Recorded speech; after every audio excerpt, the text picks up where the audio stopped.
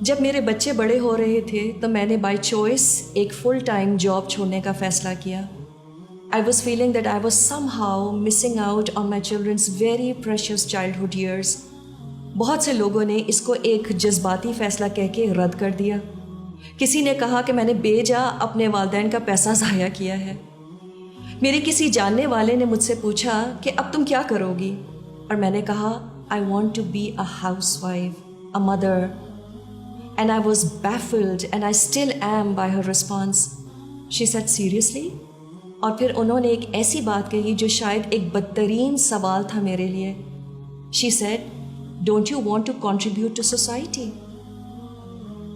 آج کل ایک عورت کو نہایت ہی کمزور اور انڈر پاورڈ سمجھا جاتا ہے اگر وہ مرد کی طرح کما نہیں سکتی. وہ ایک ڈس آرڈر ہے جس کو ماڈرنٹی ٹھیک کرنے آئی ہے.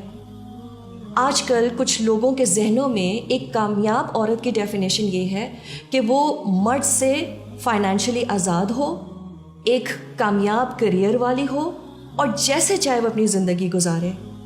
سو to be a housewife is to be a damsel in distress. آج ہمیں فلسفی بھی یہی بتاتی ہے کہ اس ماڈرنٹی نے انفرادیت پر کیسے کام کیا ہے.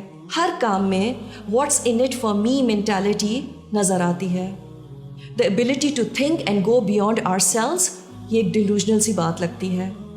تو کیا صرف ایک اچھی ماں ہونا ایک پرعزم کام نہیں ہے؟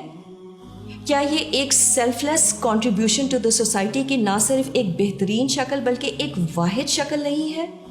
اس میں نہ کوئی فائنینشیل گین ہے اور نہ کوئی سوشل ریکگنیشن. ماں ہونا کوئی فیری ٹیل نہیں ہے. پریگنینسی، پھر فزیکل اور ایموشن ٹرانسفارمیشن، دین دا پینفل چائلڈ برتھ، اور بچے کے پیدا ہونے کے بعد ایک عورت ایک اور زندگی بھر ذمہ داری اٹھاتی ہے. چھوٹے بچوں کے لیے راتوں کو جاگنا، she is practically on call 24 hours a day. جب وہ بڑے ہو جائیں تب بھی بچے کو کسی بھی شکل میں اسسٹ کرنے کو تیار. And then there is no such thing as a break in motherhood. So isn't motherhood the greatest if not the only form of selfless contribution there is in society? ایک عورت جب ماں بنتی ہے تو اس پر ایک انسین اماؤنٹ آف پریشر ہوتا ہے کہ وہ اپنے بچوں کو ایسی تربیت دے جو ایک بہترین معاشرے بنانے کے لیے قابلیت رکھتے ہوں. ہر عورت کے پاس یہ چوائس ہوتی ہے کہ وہ اپنے لیے دوسرے آپشنز اپنائے.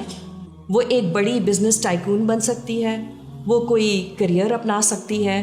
شی can become the top executive of some giant company and get paid millions. وہ ایک بہترین ڈاکٹر بن کے انسان کی فلاح کے کام بھی کر سکتی ہے. کیا اس میں کوئی پرابلم ہے؟ Of course not.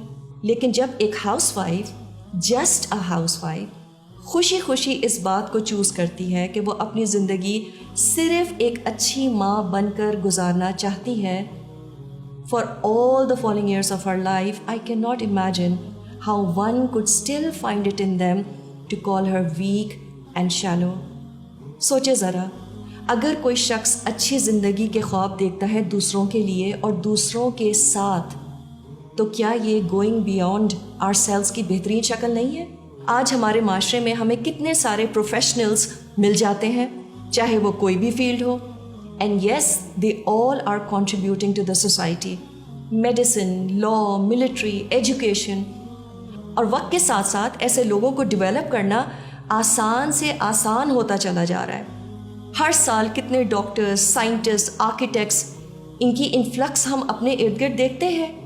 اور واقعی یہ لوگ سوسائٹی میں جیسے کنٹریبیوٹ کر رہے ہیں ہم سوچ بھی نہیں سکتے. So I am in no way invalidating the value of these people to society. اور اگر ایک ماں اپنے بچوں کی تربیت کو ہائیسٹ پرائیورٹی دیتے ہوئے کوئی بھی کام کرنا چاہتی ہے، ضرور کرے. کوئی ماں جینوئنلی ضرورت کے تحت کام کرتی ہے، ضرور کرے.